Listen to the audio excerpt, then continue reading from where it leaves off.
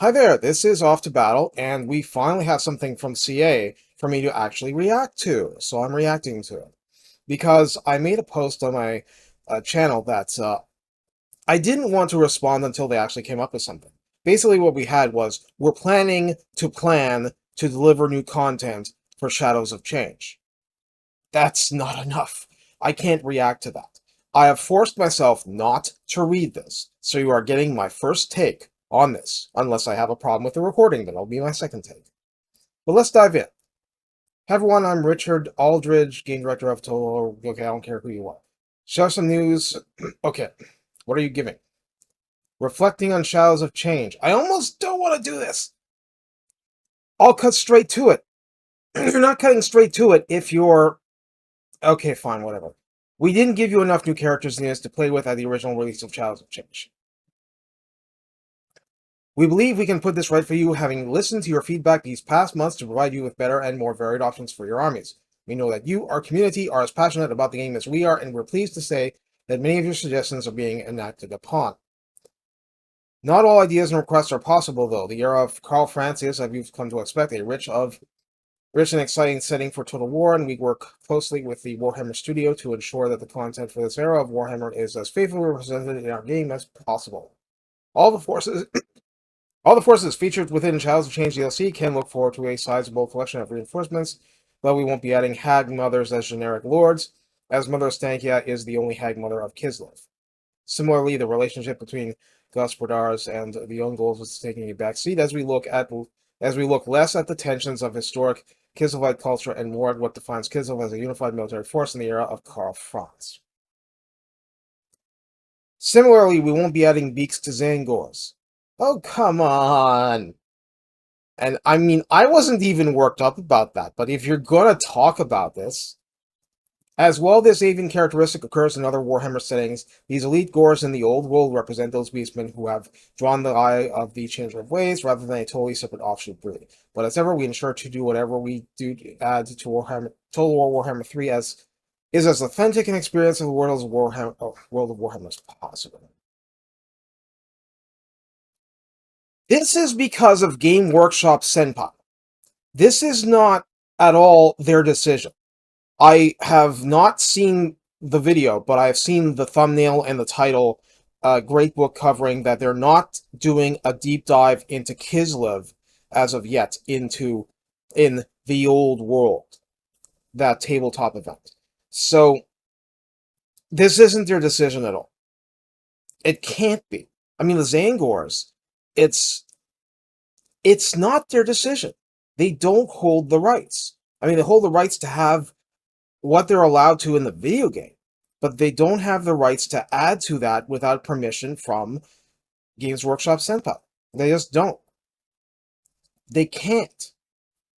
And because it's Age of Sigmar, it's not Carl Francis era, well, that's what we've got. But as I said, it's not their call. They're just pretending it is, because it makes them look less bad. It makes them look like they're in the driver's seat. But on that, they're really not. And that's the same with any kind of rights situation, any kind of derivative rights, any kind of licensing. That's the whole story. What to expect moving forward? Looking forward to the future. I add forward. The team and I love the Warhammer universe and want to make as much content for it as possible. Whether that be to add further exciting characters like the Golden Knights, spectacular units, and creatures. Yes, I'm looking at you, mighty Hot Pot, or other unexplored lore. We still plan to make many more DLCs for Total War Warhammer 3. Okay, that's news. With some of them like Thrones of Decay, or following the same premise and composition as Shadows of Change, where we will add to and develop 3 existing races from across the Warhammer world, accompanied by patches and updates. This will give us the opportunity to go back to some of your most beloved races and give them some attention. That's okay, but... Okay. Below, I've laid out what you can expect to see Shadows of Change and Thrones of Decay in terms of the content and features for these products moving forward. I have been recording for nearly 5 minutes, and I'm only just now getting to the DLC content. I would have gone to the content a lot quicker, but Hey, you're getting me a live reaction. Live as of this moment of recording. DLC content, Shadows of Change and Thrones of Decay. Remember, I haven't read this. 3 legendary lords, each playable in the Realms of Chaos and Immortal Empires campaigns. They're still doing stuff for Realms of Chaos. Okay.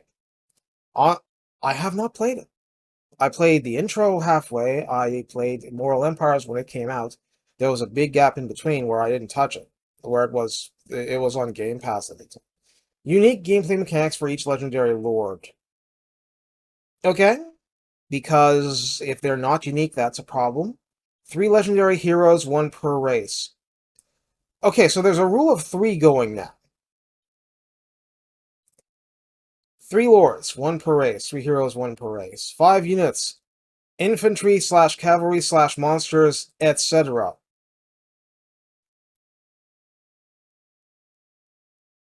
What is there besides that? War machines? Anyway, 5 units per race. 3 regiments of renown per race. So that's really 8 units, but 3 of them are regiments of renown. 1 free LC character.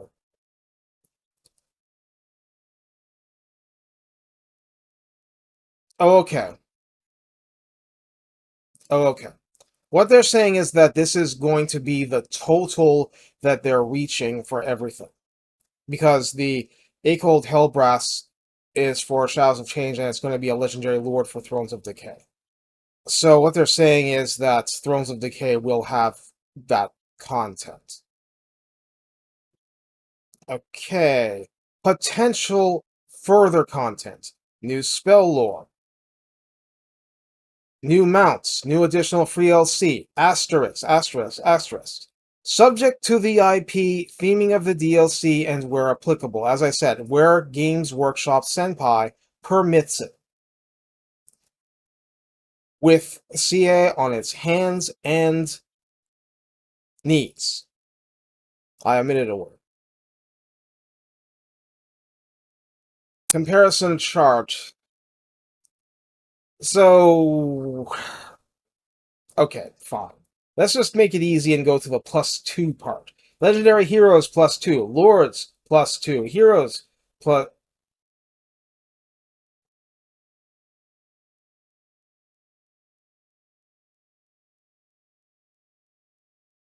Okay, so you've got lords that aren't legendary and heroes that aren't legendary, and we're gonna have that. So units, +6. RR's unchanged. Magic lores +1. Free LC will have something. Okay.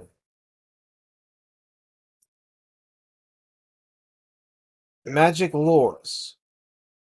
They're adding a magic lore for Shadows of Change. Okay. I mean, isn't it obvious what it would be, but they haven't said it yet? Thank you for the feedback. Okay, just glossing over this. Each race will now have legendary lords, legendary hero, uh, lord, hero, 5 units, and 3 regiments of renown. Thematic armies, better connected to the legendary lords in the DLC. Okay. Thematic armies that are better connected to the legendary lords in the DLC. In other words, that make you feel like you've actually added value. Add both lower tier troops and big centerpiece monsters and start to fill some of the gaps and needs in the rest of the game that you have asked for. It sounds good. But where possible with further content, much requested free LC where it makes sense, cough cough, Catarin's sled. Okay?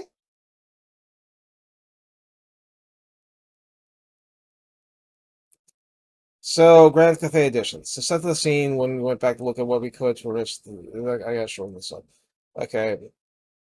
This is way too much exposition. I appreciate that they've written it, but it's slowing me down. The lion, in particular, was something that almost made the cut for the original release of Shadows of Change, so I'm super excited to see it now on the roster as both a monster unit and a mount option. Mount option, okay.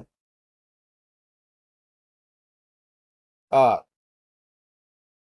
Gate Master and Celestial Lion. Okay, so that's what we're talking about. Okay. Tzeentch, the Watcher, Sentinel of the Heavens, legendary hero. Move away what is currently known about Grand Fate and showcasing the other inhabitants. Okay.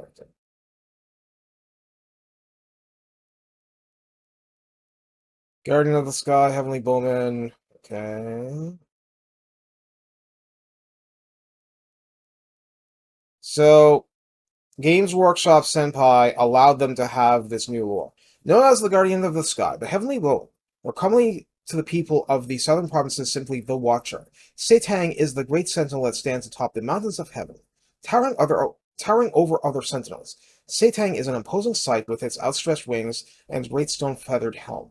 Those who have witnessed Tzeentch in battle claim no armor or barrier can turn aside the arrows it fires from its great winged bow, the shafts piercing the ranks of the enemies and even the iron hides of felled beasts. And though Tzeentch cannot fly in the true sense, its power allows it to leap great distances, even jumping from mountain peak to mountain peak, in the defense of the Empire. New lore as told by Games Workshop. Okay. Okay.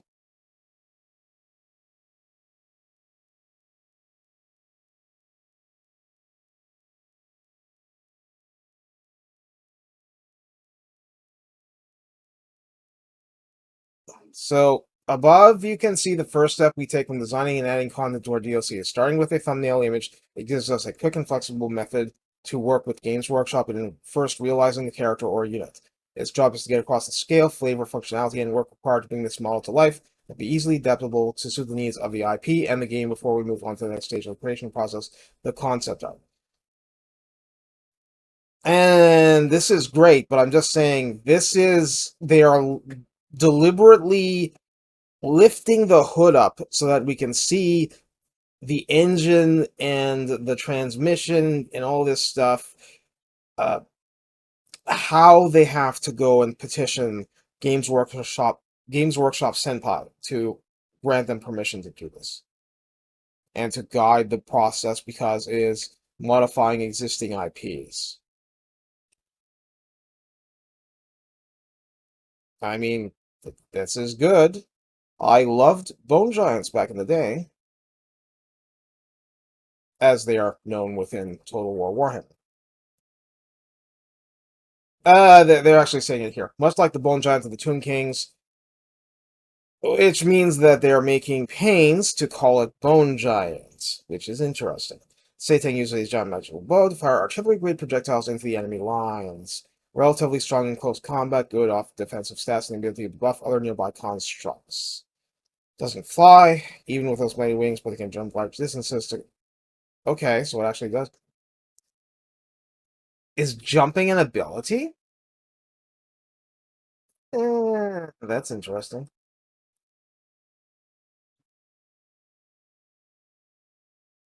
Okay, it's saying the Terracotta Sentinel and both Guardian lines are now considered constructs with the same rules as the constructs found on the Tomb King's roster.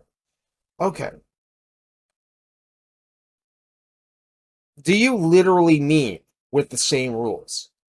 Is this going to, if you have a Tomb King allied with a Cathay faction, would Necrotechs be able to repair Terracotta Sentinels?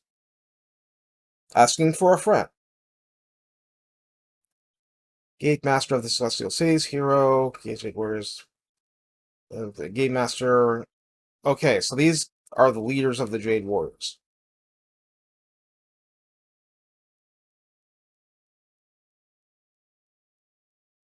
Yeah, I mean, it certainly has those. I've played enough Dynasty Warriors to recognize how this looks.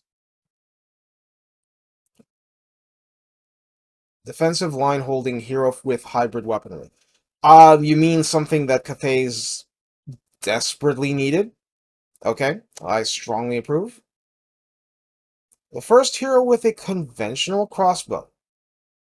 And they say Dark Elf Repeaters notwithstanding. Well, Dark Elf Repeaters are not conventional. They're awesome, but they're not normal.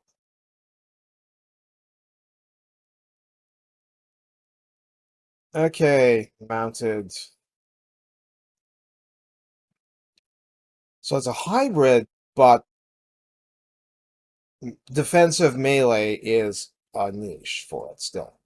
That's fine. That's fine. I feel this is good. Great Moon Bird. Okay.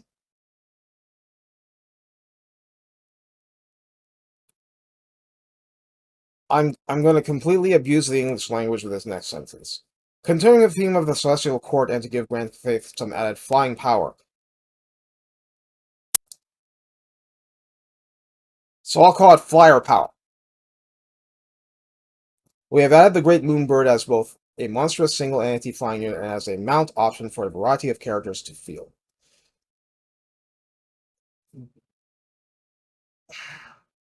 They wouldn't do this with a cockatrice, would they? Okay. Good. I like this.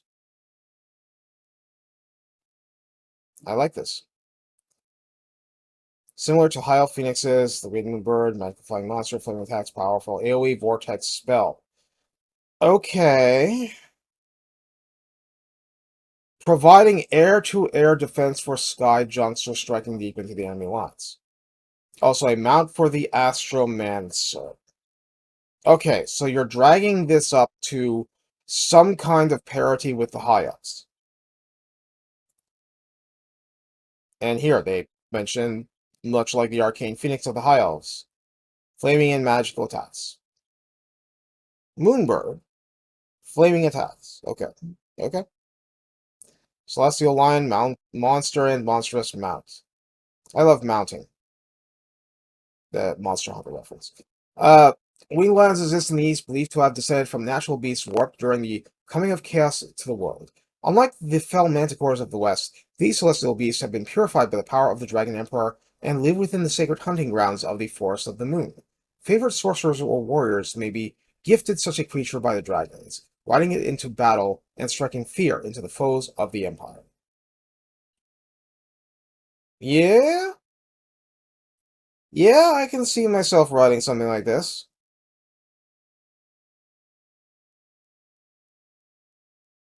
Yeah, this is looking good.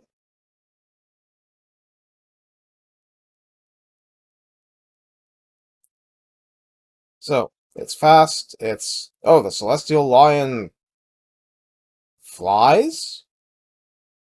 And it's Fearsome Roar, so that's like Deathclaw?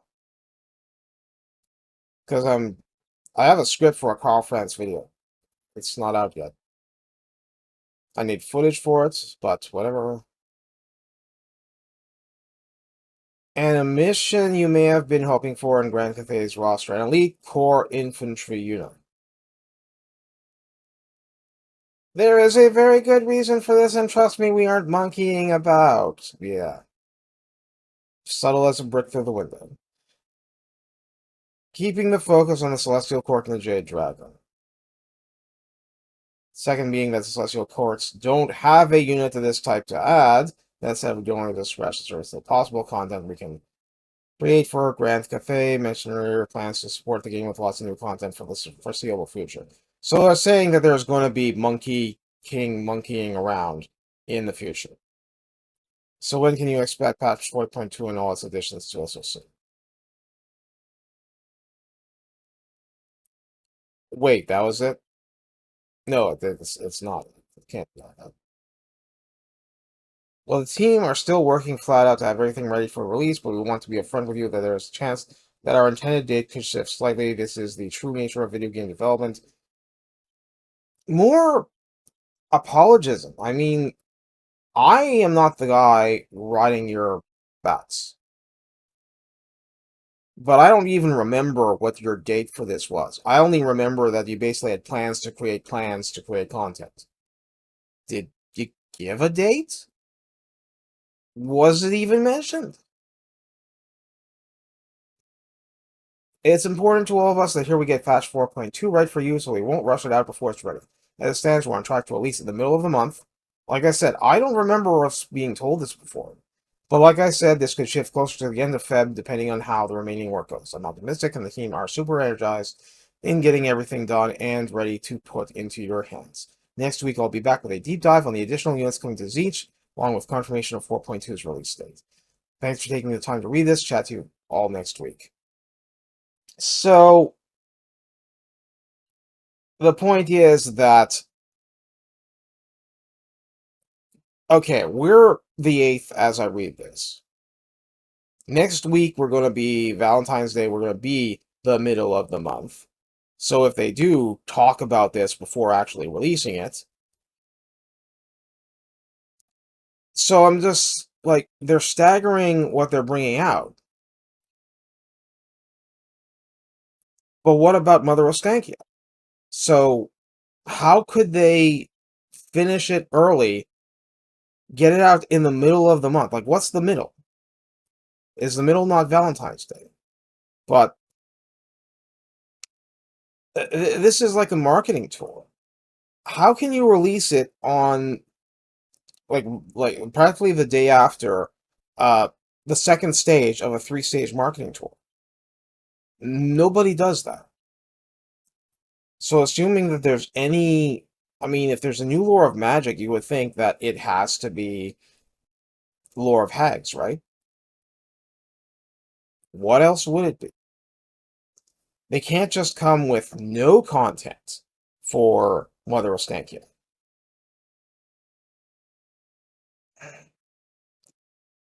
Anyway, I mean, recapping, I mean, I love this art. I highly approve. I think this is the great stuff. I know that they're capable of doing this stuff, and people just want to do more of this.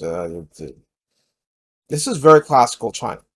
There's absolutely nothing wrong with this. I mean, the shields are specific to Cathay, but the rest very classically Chinese. Very good.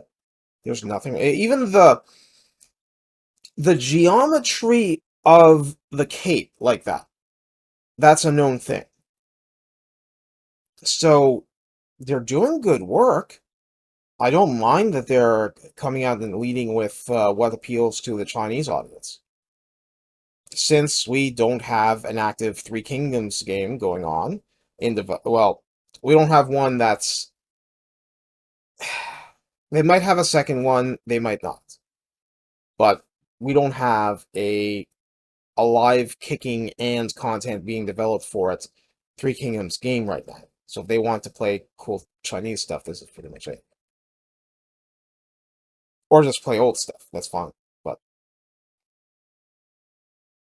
alright, I've said my piece. This is my reaction. What do you think?